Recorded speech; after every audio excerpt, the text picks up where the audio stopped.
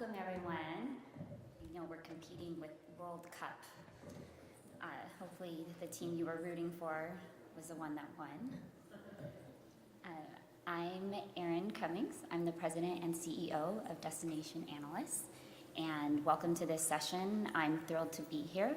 I had the privilege of working in a convention and visitors bureau, and so I got to see firsthand how a really strong, well-managed destination brand leads to a very strong meetings destination brand, and how the work that those of you in this room do in delivering an incredible meetings experience to attendees then helps to create a strong destination brand, and the cycle starts over again. Our company, Destination Analysts, is a full-service market research firm that specializes in the travel industry. Since we were founded in 2003, we've worked with over 170 convention and visitors bureaus. We produce a lot of research and insights, not just for our clients, but for the industry overall. What we're going to be sharing with you today is one of the most important pieces of research that we do, because it speaks right to a paramount customer for CVBs, and that's the meeting planner. And we really use this research to shine the light on that relationship and really look at the health of that relationship and how we can continue to make that better. The data that I'll be sharing with you today is from our study, the CVB and the future of the meetings industry. I would like to tell you that I'm using the acronym CVB purposely. When we first launched this study last year, which was in time for annual convention last year, one of the questions we asked was whether the meeting planner had awareness of CVB and or DMO. And far and away, the strongest awareness was for CVB. DMO did have fairly strong awareness as well, but these customers still continue to refer to you as convention and visitors bureaus. And since I'm standing up here talking to you about how to service them, I think that we should use the language that they are using. And with the video I'll be sharing with you today, you'll see that yourself. They still continue to refer to you as CVBs. Okay, so the findings from this year's study were conducted in May. We just wrapped them up. We will continue to do this study annually as long as you all have a demand for it. And we do a survey of meeting planners. We also did 20 hours of in-depth interviews with meeting planners to get their feedback in greater color and more depth, to add that additional layer of understanding. This year we have 831 meeting planners complete the survey. It's a substantial increase from last year when we had, I think, 541. So we have a nice data set to be working with this year. I'll be sharing with you, some of the things you'll see. You'll see a report card on how the CVB industry is doing in servicing meeting planners. We also have created an index to look at the CVB meeting planner relationship. Some of the things that you'll be seeing may feel like a gut punch to you or rip at your heart, but let's take the inspiration from Soccer Star that we saw this morning and remember to lead from where you are. You'll see in the research that CVBs are incredibly valued by meeting planners, but you are just one player on a greater team that they have. So lead from where you are, and that will contribute to their success and ultimately your success. Before I get into all the data, I'd like to take the time to thank our partners in this research, of course, Destinations International, who really, without their support, couldn't provide this, and then, of course, our really good friends at Miles Partnership. Randy, I'd love for you to come up right now. Randy is my partner in crime. She really is the reason that we have this research. She really made it happen and drove it forward, and she's my partner in crime not only in that, but she really helps with the thought leadership on it and the research designs. Randy, could you come up?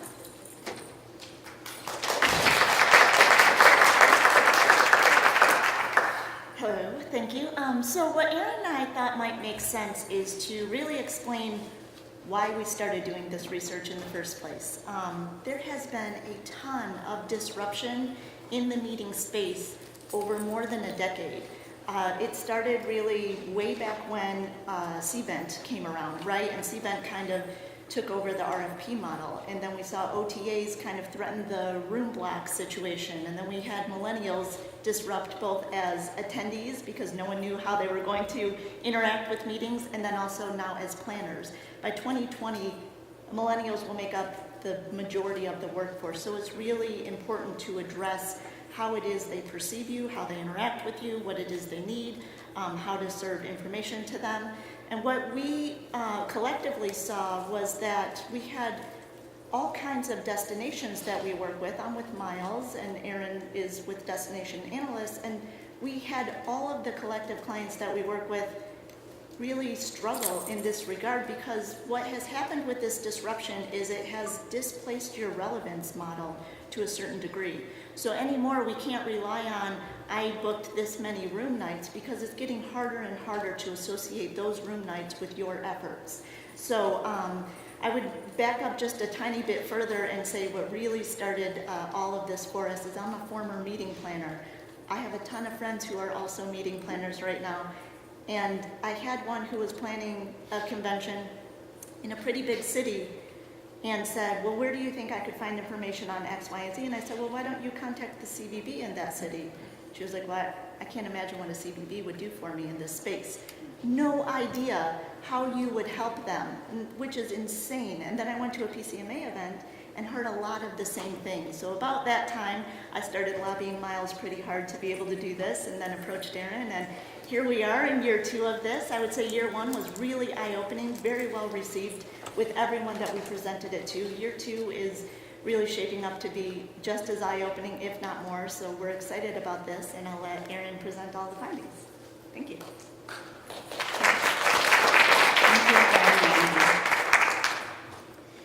So today, the purpose why Randy and I do this is to help you deepen your understanding of your audience. That's how this is being designed.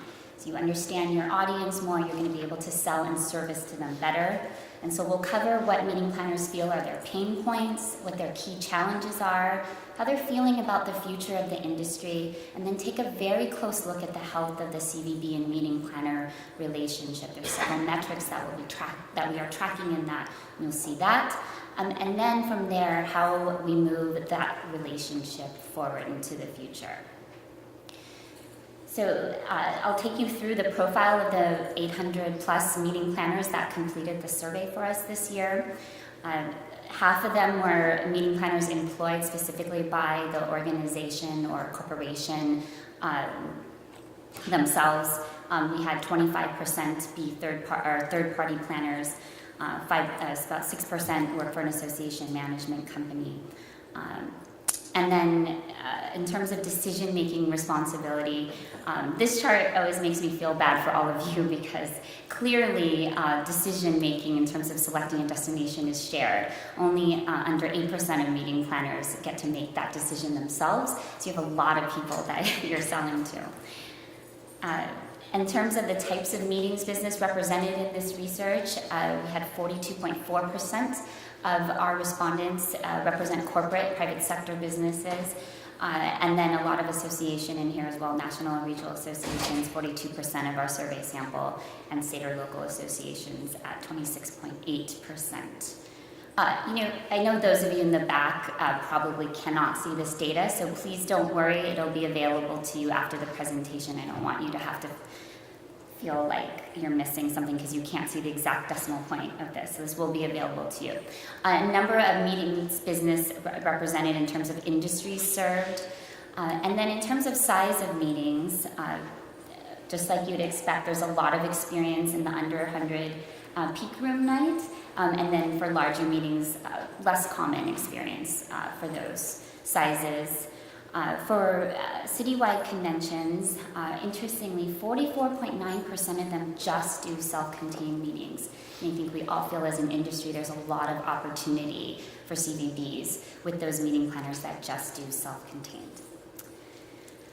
So Randy mentioned disruption. So let's first look at the shared economy from the meeting planner perspective.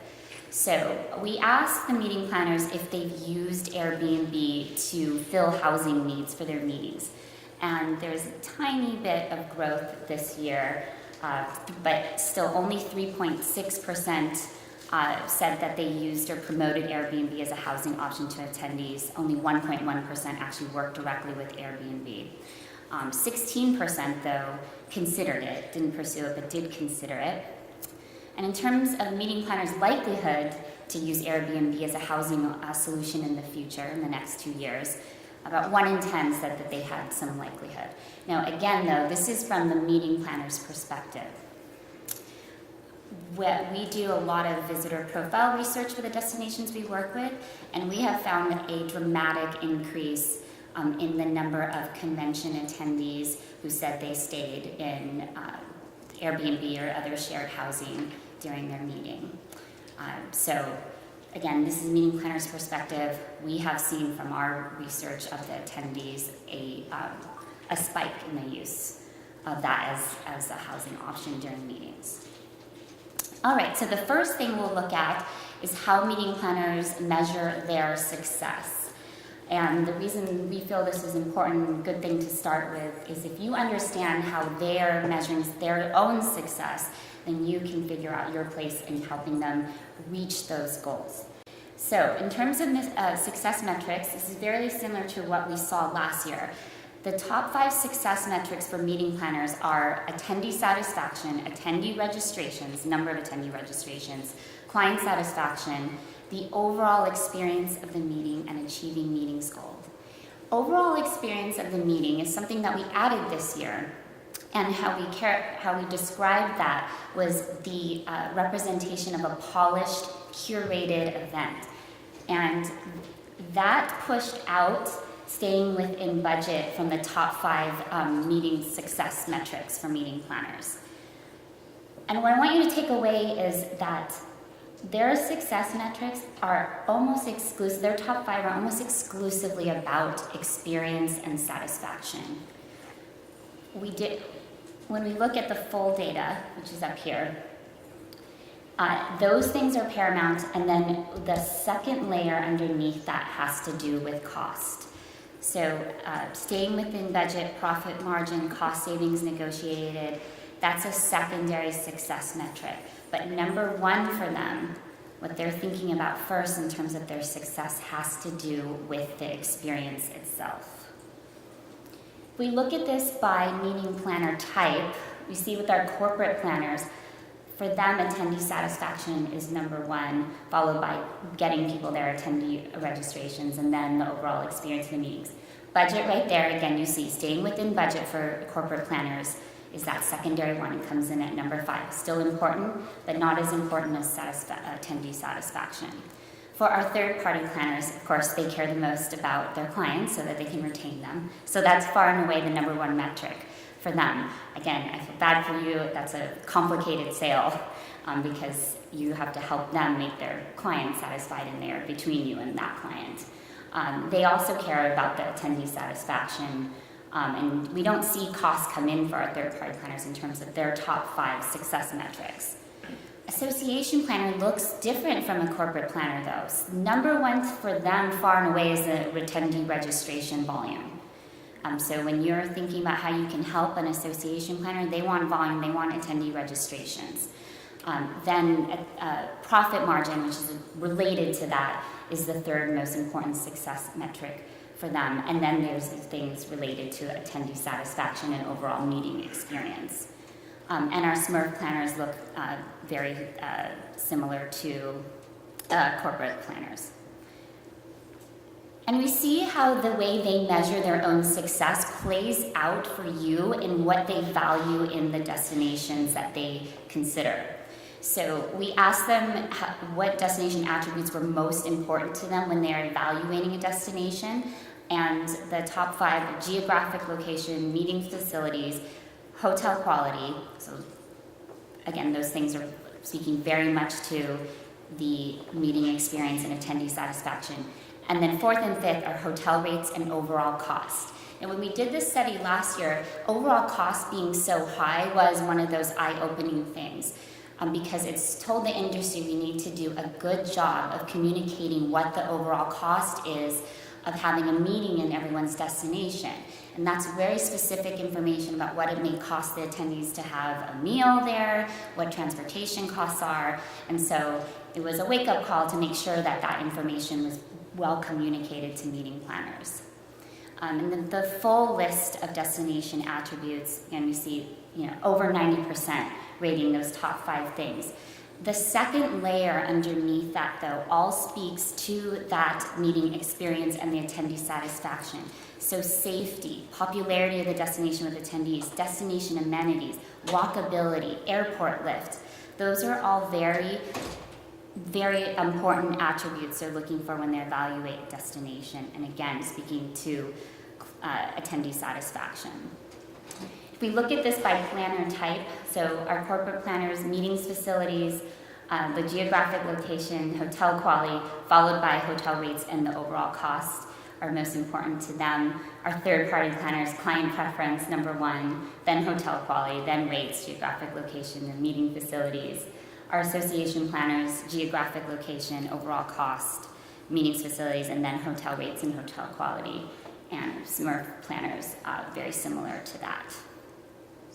So what challenges are meeting planners feeling most faced with? And again, this is important to look at because we can understand as CVB industry how we can help them alleviate those challenges. We had them think about the top challenge they most commonly face in planning and executing a successful meeting and rated their top 5. And so interestingly, their success metrics are around attendee satisfaction, but what they're feeling the most challenged by relates to cost. So you see the top 2 there, far and away the top 2 are staying within budget and negotiating cost savings. It's just interesting that attendee satisfaction is only about 1 in 5, say that's a top challenge for them, whereas 40% say negotiating cost savings or staying within budget is a top challenge. And that's stayed the same year over year. And we see those challenges then play out in why they may not be choosing your destination for their meetings.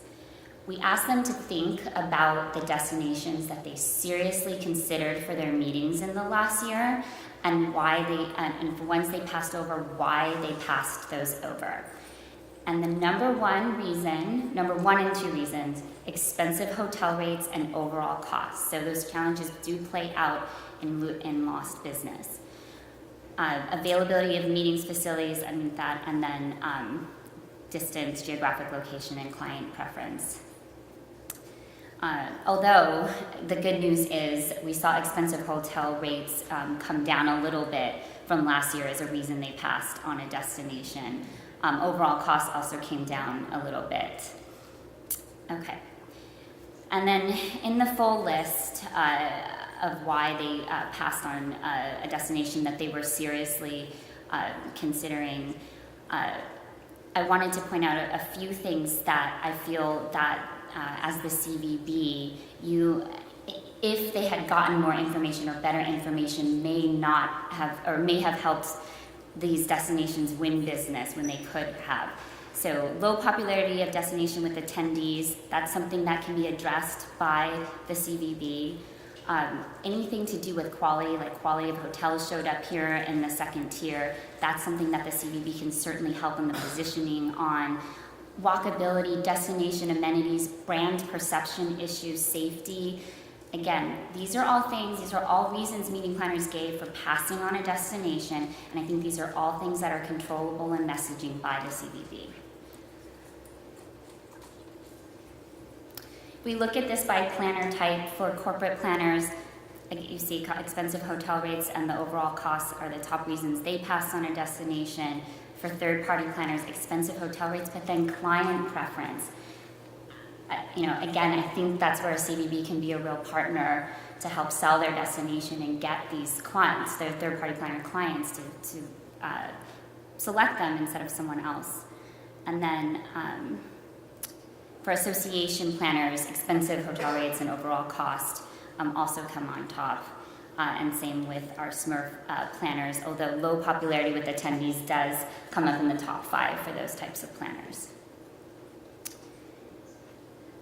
Okay, so looking ahead to the future, what meeting planners see in terms of what's on the horizon for the industry. Let's take a quick look at a video on trends that meeting planners see in the industry. It seems to be that so many cities are expanding, like how many hotels they have and their rooms that they can offer and their events. Do we have an AV person in the room? I can help if you need it. And you guys can't hear that video, right? Volume on the Okay. computer? Yeah. I don't know if that's one. Go ahead and play it real quick. Center space, so I think that it's going to change the landscape a lot, so there's going to be more options, so I think it might make things a little bit more competitive. I think also the mergers is going to be a huge thing, the hotel chain mergers. Frankly, I'm a little concerned because of the mergers. I don't see that as a positive for our industry because the service levels have been going downhill quickly. I see some rough waters ahead for the meeting planning industry. I believe that commissions will continue to decrease from hotel to third-party planners. Third-party planners will end up being kind of obsolete. We have a large portion of membership that's kind of older and they're not as tech savvy, and then we have these newer people coming in that are. It's hard to try and figure out how to serve both. The new generation, they are different from the previous generations. Things like Wi-Fi in the meeting rooms is becoming critical. Making sure Wi-Fi is available just throughout the entire conference. People just want to be on all the time and with multiple devices. Big trend going on right now with a lot of our attendees, especially if we have events that are focused maybe more on the millennial side of the world, where we're seeing a competitive nature come in through Airbnb and changing the model or shifting from conferences and events that might happen in a hotel where we have a room block to fill or what have you. That attendees are doing Airbnbs, getting a room somewhere else at a lower cost, whatever it is. They're not filling the blocks like we are used to. I think technology is going to lead to more virtual meetings than we've seen in the past. Currently, I think there's getting to be a lot more struggle for people to be able to have access to go to face-to-face meetings. Honestly, I think that co-working spaces are the next wave of meeting hosting. People like a little bit more of that, like cool, like live, work, play, kind of new, like gentrified areas. In the past, you used to be able to hold a meeting. People were just there for that strictly business, but now it's evolving into more. They want to receive more than just a business education when they're at the event. They want well-being. They want all kinds of touch points going on. Were you able to hear that? Okay, all right, fantastic. Okay. It seems to be that so many cities. Okay, so when we asked them on the survey what certain things that they expected them to improve or get worse in the next few years, the top things they expect to get better, the top 2 have to do with data and technology. So almost 3/4 of them said that technology developed for meeting planners is going to improve for them in the next few years. Also, the use of data and decision making specifically for meetings, they feel like that's going to strongly improve. They also see the development of convention centers improving. In terms of the things that they see are going to get worse, have to do mainly with cost and things related to cost and service. So the top 3 things that they feel are going to get worse in the next few years are client meeting budgets. It's not good for any of us. And their ability to negotiate with hotels, and most significantly, the impact of hotel brand consolidation and mergers. We also asked them in an open-ended format to describe what trends they see as having the biggest impact on the meetings industry in the future. And we just coded the top responses. And so changing technology and technology disrupting the industry was the most common response, followed by rising costs and budget issues and mergers. We also see virtual meetings and remote connectivity also being about almost 1 in 10 named that as a top thing that they felt was going to impact the meetings industry in the future. All right, let's take a look now into the relationship between the meeting planner and the CVB. So we're going to do a very scientific poll here with the hand raise. Which of you, raise your hand if you feel the sky is falling in terms of the relationship between the CVB and the meeting planner? Oh, shame on. Okay, who thinks it's all roses? Anyone thinks it's all roses? Wow, okay, who thinks it's somewhere in between? Okay, so keep your hand raised and then pat yourself on the back because yes, it is somewhere in between.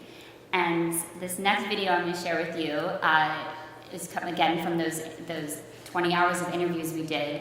We asked the meeting planners to describe the CVB in one word, and this really captures how they feel about the CVBs. So, I hope you guys can hear it. One word. I would say expert. Access. They can help me see things that I can't get to or wouldn't have thought of getting to. Knowledgeable, the expert in their particular location. They know their cities. They can tell me, I'm thinking about this place, but I really have a place that would really fit your group better. That's really helpful to me. It's been really helpful to me over the last few years in finding new places. Knowledge, local knowledge is critical, and that's the main thing that we're looking for anytime we work with the CVB. I mean, we want to know what that local experience is. We don't want just the venues that are out of the can. We want something that is unique. My best friend is my CVB rep because I can lean on him or her to get that local information that the Marriott reps won't know because they're 100 miles away. The ones I'm working with right now are very valuable. Definitely, it's almost a necessity to work with a convention and visitor bureau. You know, I think they really need to have an awareness campaign. I really don't think a lot of meeting professionals and even very seasoned meeting professionals are even aware that they exist or that they offer a free service for smaller meetings and events. Okay, I think that meeting planner who said that his CVB rep was his best friend and was way better than the Marriott rep, I was surprised you guys didn't stand up and start applauding. It will have to give him an award at some event. All right, okay, so familiarity with CVBs, 52.3% of the 800 plus meeting planners that we surveyed said they were very familiar with CVBs, and this is actually up this year from 46.7% last year. Another quarter say that they are familiar with CVBs. So there is an opportunity, and we do this every year, to keep improving that. So the more familiar they are with your services, the more likely they are to use you and hopefully use the variety of services that you offer. In terms of the meeting planners that are most familiar with CVBs, our third-party planners show the most familiarity. This is actually improved from last year, so it's up at 70.8% from 57.6%. And then, really good news, and our corporate planners, their familiarity with CVBs is up from last year. So 47.7% of the corporate planners that we surveyed said that they were very familiar with CVBs, which is up from 34.4% last year.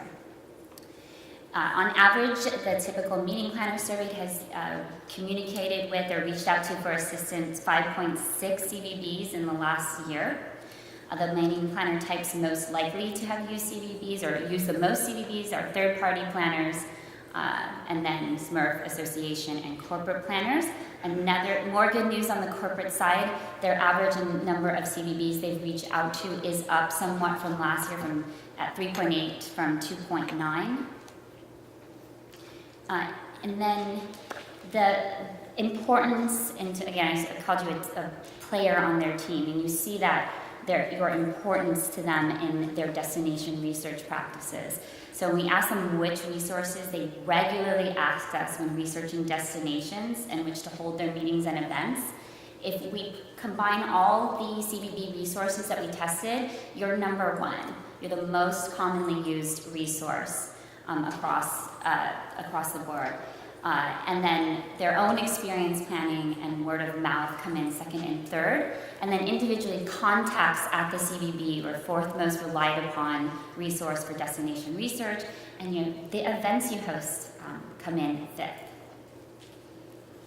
So we look at the full set of resources that we tested, you'll see 77.5% of meeting planners said there was some CVB resource that they regularly use to research on destinations in which they hold their meetings. Really interesting to me from this data is the website, your websites, 41.2% of them said that they regularly use your websites to research you as a meetings destination. That actually beat out general internet search. So you are beating Google in this area of business. And so anyway, this is just so you know, this is similar to what we found in 2017. If we look by planner type, of course, there's going to be some differences. So even amongst corporate planners, CVB resources were the most common for their destination research practice, but we see general internet search really be the competitor to you on corporate planners. For third-party planners, CVent is the main competitor to your resources for third-party planners. For our association planners, they they seem very into you for destination research. I mean, everything on the top 5, or 3 of the top 5 for them is some CVB, and then the other 2 are their own experience and word of mouth. So not as much competition amongst the association planners for your resources, and very similar amongst the SMERF planners as well. All right, we have an open-ended question where we ask them to think of the value, benefits, and services offered to meeting planners by CVBs. We ask them to list the first things that come to mind. And again, we've gone ahead, this is an open-ended question, we've gone ahead and coded the responses. This was the same that we found last year. So far and away, the most common response is something about your destination expertise, which in one sense is very good news. You saw that in the video, meeting planners talk about how much they value you for that expertise. So that's great. But there is a lot more opportunity for them to become more intimately familiar in very specific ways about the services you offered. So all these other things, we hope as we continue to do this research every year that we'll see growth in the percent of meeting planners that can specifically name things like hotel and site selection assistance, and helping sourcing meeting venues, and helping sourcing vendors, and discounts for attendees. We want to watch those numbers grow. We asked them about the most important services CVBs can provide, and again, this is another area where we want to start to see these percentages go up each year. This speaks again to the familiarity they have with your services and what you can provide them and the value that you provide them. So this year, personalized hotel selection assistance, incentive packages to hold your meeting in the destination were the top 2 services that they said were most important to them. That was followed by destination experts on staff to provide planners assistance, advice and recommendations for vendor selection, and RFP distribution. So a lot of the other things that you provide are not getting as strong agreement that they're important services. But that may be just because they're not familiar with them and that you provide those things. All right, agreement statement. The CVB is the most expert resource on their destination. Almost half of them strongly agree, and this metric was up from last year. Over a third of them agree with that statement. So again, really feeling like you're the expert. Also, your service is, you're mainly giving them a service that they want. Over 3/4 of them say that CVBs are generally meeting their expectations in terms of timely response to their queries. Similar proportions say that CVBs are meeting their expectations for overall responsiveness. But a quarter of them are saying that they generally desire faster service than you're delivering right now. I'll have some more scary data on that at the end. All right, so CVB staff can match meeting planners with the appropriate venues and vendors for their meeting. 41.2% strongly agree with that statement, and that is up from last year. Another 40.4% of them agree. And then we asked the question about the importance of your services to them if they have no past experience in the destination. And those of you that might be familiar from the findings from last year may remember this. But if they have not planned a meeting in the destination in the past, they are much likelier to see you as important. So 79.1% of them say that CVB services are important to them if they have no past experience in the destination. If they have past experience in the destination, the good news is the relative importance that they give your services is up from last year, but you see it's a dramatic decline if they already have an experience in your destination. So that shows right there, they just dramatically start to see you as less valuable if they already have experience in your destination, and probably something that can be addressed to help the relationship into the future. And we see this play out in their likelihood to reach out to you. So when they don't have experience in your destination, 80.6% of them say they're likely to reach out to you. But when they do have experience in your destination, that number falls to just 60%. Although that is up from last year somewhat. All right, we gave them the context to think about just a mid-sized meeting for them that was self-contained and what CVB resources they would be likely to use. One of the big takeaways from the study last year was that if meeting planners were more familiar in using CVB services, that would drive the sales process in this cycle and get destinations to get repeat business from meeting planners. So this question is very similar results to last year. There's still not a strong likelihood to use a lot of the resources that you're providing. The top ones continue to be the printed destination guidebook for attendees and the local events calendar. Digital marketing materials and personalized hotel selection assistance are the third and fourth most common CVB resources they said they'd be likely to use for that type of meeting. Just so you're aware, the meeting planners who had not used the CVB in the last year, just of that group, interestingly, a third of them had never used the CVB. The rest of them had at some point used the CVB, but for some reason did not in the last year. All right, from a service standpoint, CVBs are typically willing to go above and beyond in order to ensure a meeting or event's success. So 41.3% of meeting planners this year agreed or strongly agreed with that statement, which is up from 36% last year, and another 34.9% agreed with that statement. All right, in terms of your importance to the meetings industry, 54.4% said that CVBs are very important to the meetings industry. But unfortunately, the number saying that you are very important has dropped this year from 61.2%. And so the number saying you're somewhat important is up. So 35.4% are saying you're somewhat important. We've had a relative drop in perception of importance this year. Where you're seen as the most important, association planners and third-party planners were the most likely to say that you were very important to the meetings industry. Unfortunately, amongst association planners, that is down somewhat from last year, and same for third-party down somewhat. Also amongst SMERF planners. But again, for corporate planners, the percent saying that you're very important to the industry is up this year over last year. When they look ahead in the future, we ask them if they feel that the CVB is going to become more or less important. And 50.3% of them say that you will become more or much more important in the future. And only 4.7% feel that you are going to be less important.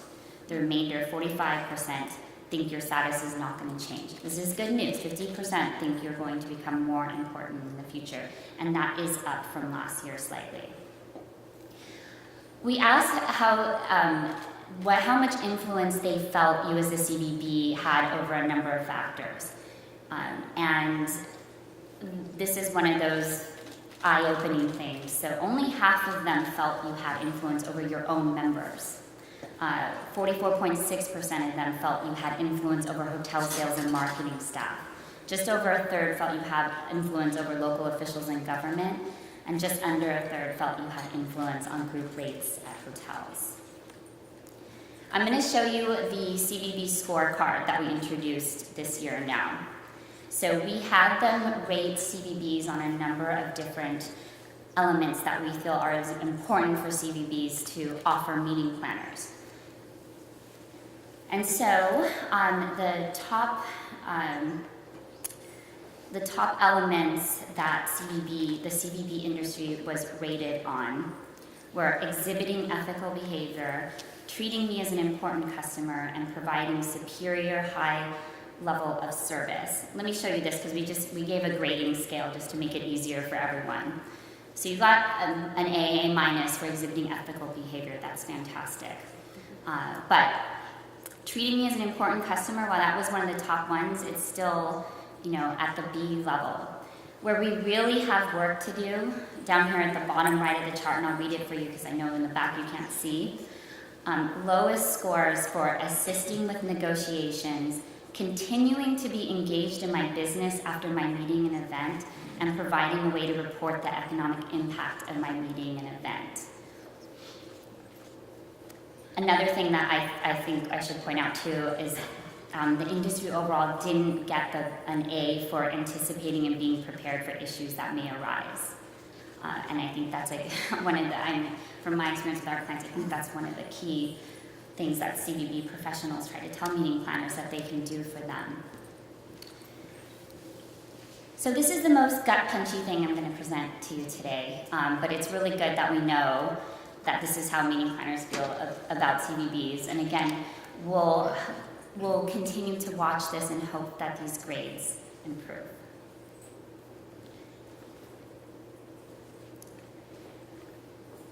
In terms of helping you understand how we can get that relationship even healthier, we asked for their agreement with a number of statements. One of which was if national hotel sales offices worked closely with the local CVB, meeting planners would benefit. There was almost 8 in 10 agreed or strongly agreed with that statement. Also, a lot of agreement that CVBs could help meeting planners by being ready to play an active role in negotiating or determining revenue structures. And then on the opposite side, a little scarier for us, there was pretty significant agreement though that meeting planners will increase the reliance on services that automate or digitize the services that they need. We also asked what impact certain things would have on the likelihood that they will use CVBs more. Almost 2/3 of them said they will use you more if you act as a partner more than sell. Be an account manager rather than just sales. Following that, 41.8% said they will work with you more if you guarantee a meeting with me to really understand my meeting or my business. So asking you to meet with them and they want to feel that you understand their business and you're not just treating them as a hands-off, just pure sales thing. They also want you to provide economic impact estimates of their meetings. Almost 4 in 10 of them said that. Almost 4 in 10 of them said that we should have a CVB industry-wide set of standard services processes. And just over a third said that CVBs should have an industry-wide set of standard sales processes. So they're asking for some standardization from us. They'll use us more if they know what they can expect. All right, and then the last thing here is our meeting planner engagement index. This is something we started last year to track how engaged meeting planners are with CVBs. It's a composite index. We take 3 of these survey questions and equally weight them. How many resources, CVB resources they're using, the number of CVBs used, and the importance of CVBs to meeting planning. And so this year, the score was 47.4, which unfortunately is down from last year. Hope to see that back up. And if we look by planner type, they are all down. The engagement index is all down from last year. Our association planners, as in the past, are amongst the most engaged with CVBs, with our corporate planners. Even though we've had improvements this year, they still remain the meeting planner type that is least engaged with CVBs. So definitely opportunity with our corporate planners. So moving forward, how can CVBs be more valuable to meeting planners? And I'll share this last video with you. You can hear directly from them. Knowledge, making people aware of what's available, what properties they have. Websites are critical for me. I do a lot of research on the web, and it's really helpful to have capacity of the different hotels, where they're located on a map. Some CVBs have great websites, some CVBs, you have to do some searching just to find a map of the downtown area. Those that don't include a lot of information already on their website could make themselves more valuable by making the information more readily available. Sometimes the CVBs just, they kind of give the impression that, well, we don't really need you kind of thing. When I don't have a CVB being responsive to me, they're moving down on my list. And then there's others that I find myself having to hunt down a little bit. Reach out and say, here are some of the things that we can do for you. Those are the CVBs that are getting my attention. If more CVBs were proactive, we would be more engaged with them. Getting in our face, hunting us down a little bit. I think it would be nice to just have one person and have them check in with me every couple months or so. They do such a good job at the beginning when you're looking at their city of selling it. So I feel like there could be, more follow through until the event and not just at the beginning to get you in the door. Being available throughout the planning process. It really helps me to have a partner at the CVB who can be kind of the host for the site visit, help get them to the different properties. Is that person with us as we're doing it so they can talk to us about the local flair or the flavor that's going on in the area? That's the kind of stuff that I really want. And sometimes we get it, sometimes we don't.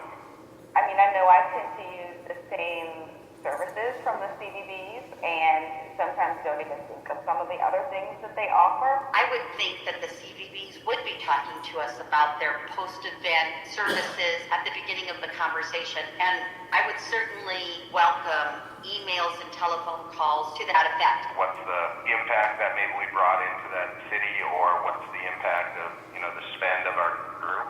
That might be information that's nice to have for when we're shopping for the event for the following year. It will make a difference to us in how we make our selection.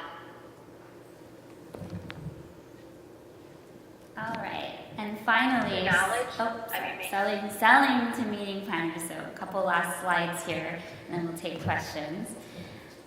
So they are using you, and they're asking to hear from you more, even after they've had a meeting in your destination. So we did ask them specifically about how they prefer you contact them. And 2/3 or over 2/3 said they would prefer an email arranging further contact. And 40.4% of them said they want to see you at trade shows and exhibitions. Relatively few want you to call them. And also, only 1 in 5 said they prefer not to be contacted. So mainly they do want to hear from you, and they prefer email and in person. And that has not changed from last year. When do they want to hear from you? Almost 2/3 said they want to hear from you during their destination research phase. Over half of them said they want to hear from you when they're ready to execute their RFP, and 41.2% said they want to hear from you directly after they've selected their destination. That has also not changed from last year. All right, so then we asked about their maximum acceptable response times from you. So, return a phone call. 41.2% of them say the maximum acceptable response time for you to return their phone call is the same day. So luckily that's down this year from 48.3%. But to answer their questions, same day, 40% say they expect you to answer their question the same day, which is doubled from last year. So, because they just told you they don't want you to talk to you on the phone. So they just shifted it over all to email. But I mean, like I said, this is another one where I was like, gosh, I'm glad I chose market research and not convention sales. Just kidding, I will answer your questions the same day. But anyway, it's a lot of pressure on you for them to say that's their maximum acceptable response time. For RFP, 1 in 10 of them said they expect you to respond to their RFP on the same day. A third of them said 2 days. The more reasonable ones, about 1 in 5 of them said 3 to 4 days, and then a quarter of them said 5 to 7 days. But you're under a lot of time pressure. For distributing their RFP, and I'm sorry, I should have switched those, they expect you, 16.4% of them expect you to distribute the RFP that day. Within 43.2% say within 2 days is acceptable. So, thank you very much.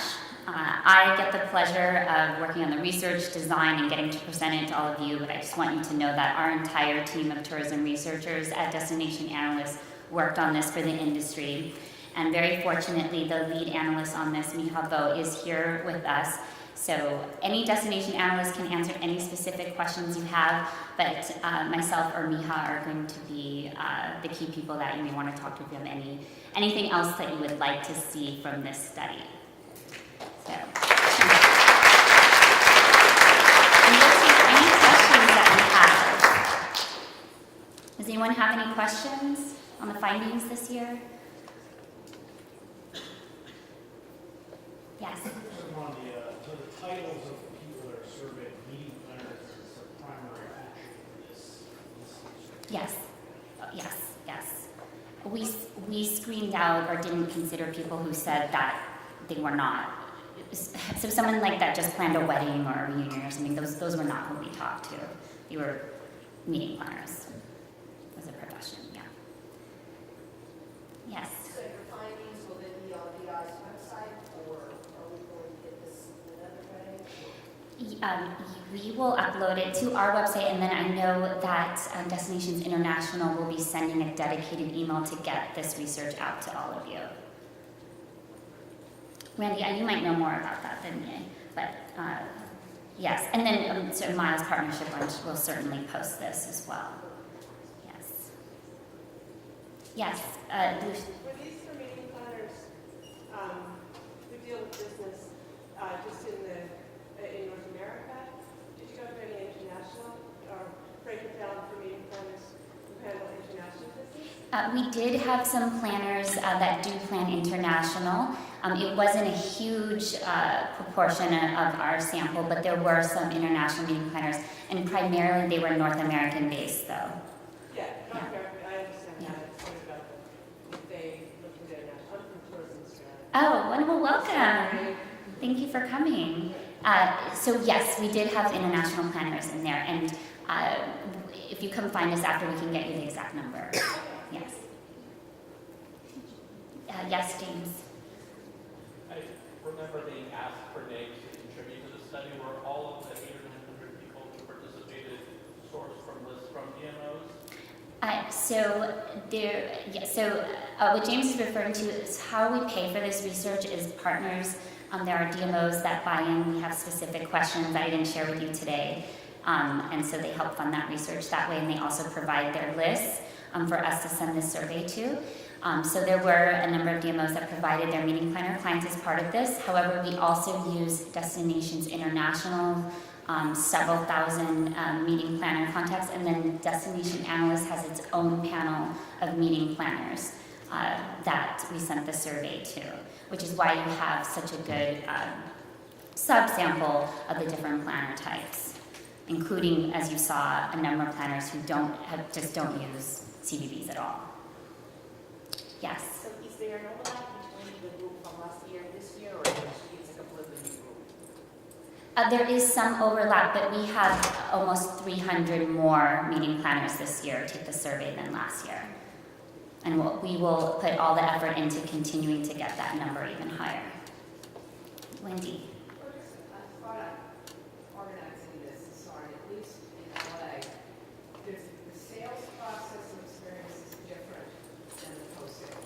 And they're different people. There's a sales director, there's client services. And so when I read your data, it's mixed up in terms of what attributes and ratings are important in the sales process. And then once it's closed, then there's a whole different set of attributes and importance and so on. And I think it would make the data richer if that was separated out.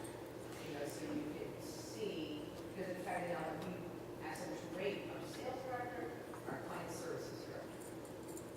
And they work together and so on. But this seems that it's hard for me to tease out which is doing what. Yes. So I completely understand that, and I'll just tell you, our thinking around that was that, again, the finding from last year was the meeting planner didn't really look so much at the CVB that way, and we felt that there needed to be a lot more internally within the CVB, a lot more work together between services and sales, and that if sales brought in services more and far more in the beginning, that would lead to the meeting planner understanding the CVB and what they provide better, and actually being a better sales process, like helping with the full cycle again. So I totally understand what you're saying. I just wanted to make sure that that wasn't lost, because that was a big finding from last year, that services needed to be integrated better into the sales process. Again, there's different experiences that they need, or attributes that take place at different times in the whole experience. And Okay, well, great. I'd love to hear from any sales and/or services people and how this would be best given to them. So welcome you to come up and talk to us after. Yes. Hi there. So one of the biggest insights I found from this presentation was the view from the customer that they want more account management as opposed to just a sales process, right? And between the data and the qualitative, we also saw the pressures of the hotel mergers and things of that nature. So if meeting planners are feeling the squeeze, is our opportunity to see these actually offer a higher level of service, to communicate more what our offerings are, and then differentiate ourselves from kind of the Uber corporation, right? Or not Uber specifically, but large hotels. Yeah. Right? And it's interesting you say that, because after last year's research, Destinations International, which is an account that I work on, put together a planner influencer board, and so we took the research and somewhat tested it against them, and they were planners of giant conventions all the way down to small conventions, and we kind of figured that out, and a lot of that came up where they said, we don't consider ourselves to be planners anymore, we are business event strategists, and we need you to come to us and approach us that way. So yeah, it's absolutely what we So that means a structural reframing of many of our organizations, right? Yes. Yes. Yeah, again, there was a lot. They really want to see you as an account manager, not just selling to them and goodbye. Yeah. Yes. Kenley, yes. Hey, Erin, were there any questions to meeting planners about when they would source an RFP through their CVB reps versus sourcing an RFP through their hotel sales rep, and whether or not they would source both their CVB reps and their hotel sales rep at the same time? Were there any questions about that? We didn't have a specific question about RFP distribution, but any of you that did the interviews want to answer? Kim, you want to come up and answer that? It came up in the interviews. Yes. So in the qualitative interviews, we have planners who do both. So they'll, if they have a contact at a hotel, they'll distribute the RFP through their hotel contact. If they have a contact at the CVB, they'll distribute it through their contact at the CVB. They'll do both. They're very unlikely to use CVB, an RFP portal through a CVB website. It's another major finding that we've learned from this research. We do a lot of website research for CVBs and with meeting planners, and they always, everyone we interview always knocks the RFP on the CVB website. Thank you, Kim. Any other questions? Yes, right here. You mentioned that you've had a lot more respondents this year than last year. Mm-hmm. Would that statistically account for the drop in a lot of those numbers? So, and Dave, if you want to answer that because you did the weighting on this, that's not what we. That's not when we looked at this. That's not what we found. Do you want to speak more specifically? I'm really concerned about the structure of our sample. It turned out nearly identical to what we'd seen before, so I don't know. That's right. We ended up with the same proportions of planner types.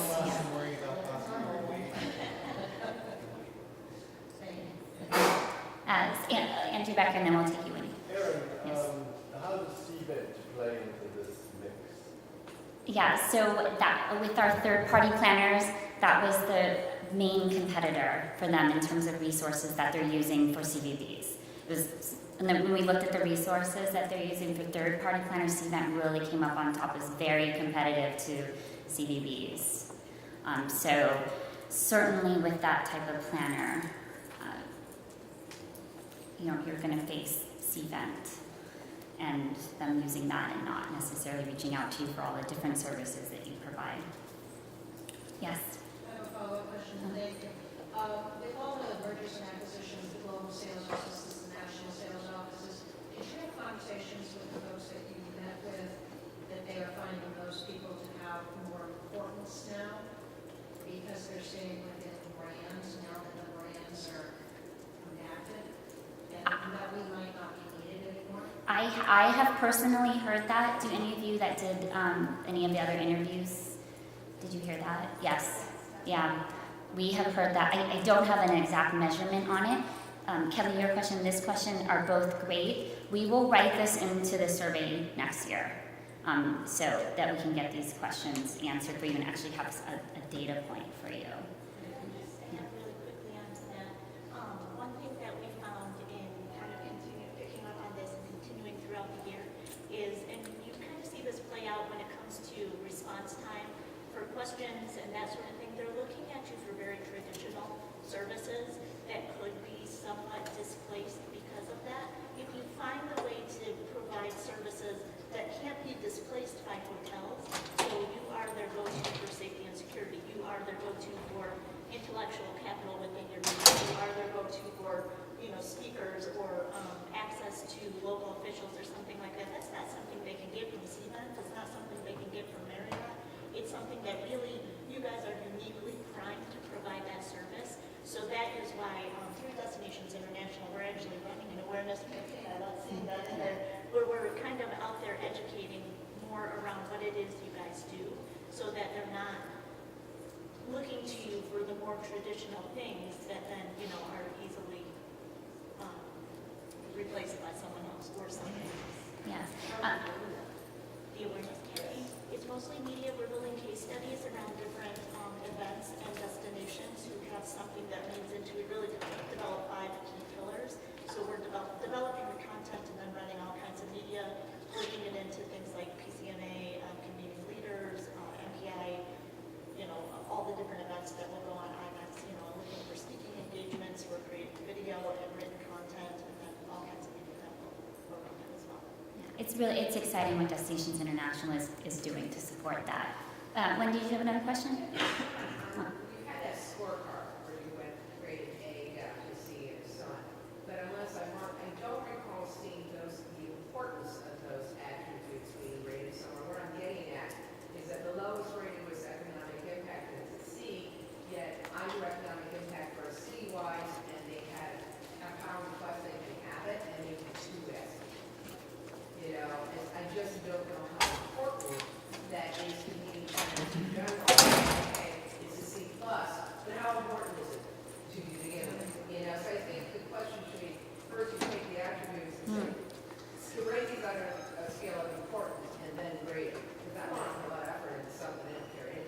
Right, and we do have the data point on how important that is, but again, a number of those things for us, when we looked at it, we have to wonder, though, is it because they don't necessarily realize that you can do it and do a good job of it?